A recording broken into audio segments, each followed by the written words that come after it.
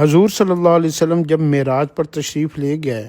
تو فرشتوں نے آپ صلی اللہ علیہ وسلم کو عرض کی کہ آپ نہ حجامہ کو لگانے کی اپنی زندگی میں کوشش کیا کریں کہ آپ حجامہ لگوائیں، پچھ نہ لگائیں،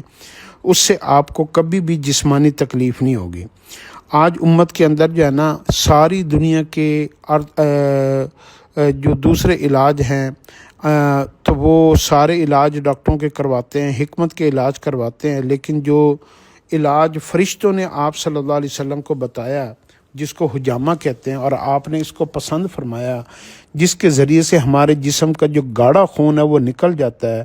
اور نقصان دہ خون جو ہے نا وہ بھی نکل جاتا ہے، اور جسم کا خون باقی خون جو ہے نا رواں دواں ہو جاتا ہے۔ جسم میں جہاں جہاں رکاوٹیں پڑی ہوئی ہوتی ہیں خون کی گردش کے اندر وہ ساری دور ہو جاتی ہیں۔ آپ کو جسم میں کہیں پہ درد ہو، تکلیف ہو، جوڑوں کا درد ہو، کہیں پہ آپ کو جو ہے نا وہ محسوس ہو کہ یہاں پہ میری گلٹی بن رہی ہے، تو کچھ بھی ہو تو اگر آپ حجامہ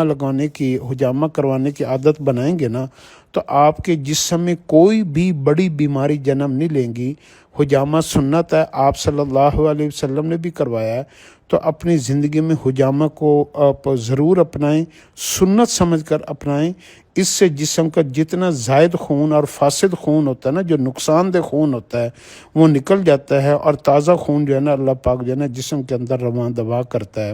عورتوں کو بھی کروانا چاہیے، مردوں کو بھی کروانا چاہیے، حتیٰ کہ بچوں کو بھی کروانا چاہیے۔